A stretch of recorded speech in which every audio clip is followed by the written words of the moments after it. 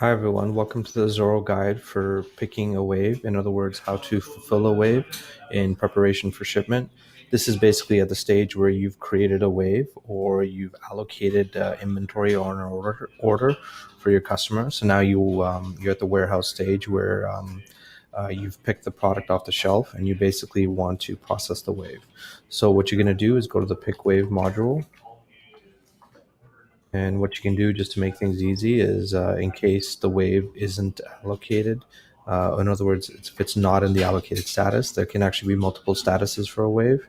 Just pull up all and select the wave that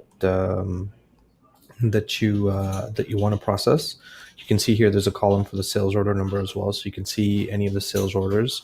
There could be one or more on the wave.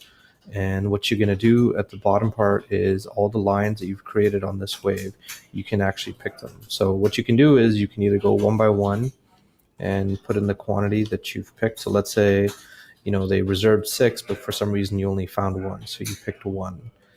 So you can do that. Also, I have the choice of selecting multiple lines and fulfilling the selected lines. So what it's going to do is it's going to pick them to the max, so whatever amount I fulfilled. Or what I can do is just click fulfill wave, click OK, and it's going to fulfill all the lines of the wave to the max amount that's been on the wave. I can also click on each line after this and then adjust the quantity. That's typically the fastest way to fulfill the wave, is basically fulfill it in full and then go line by line and change any of the quantities that need changing. So those are some of the shortcuts. You also have the ability to print the wave here, and you also have some information about the wave as well, its status and the sales order number. The last step that's involved with the wave, processing it, is closing the wave. So once this has been verified by the picking team, you're going to want to close the wave. And just to note that you won't be able to unclose a wave. So closing the wave just means that it's ready to be shipped. So you want to make sure that once it's closed, it's completely ready to be shipped.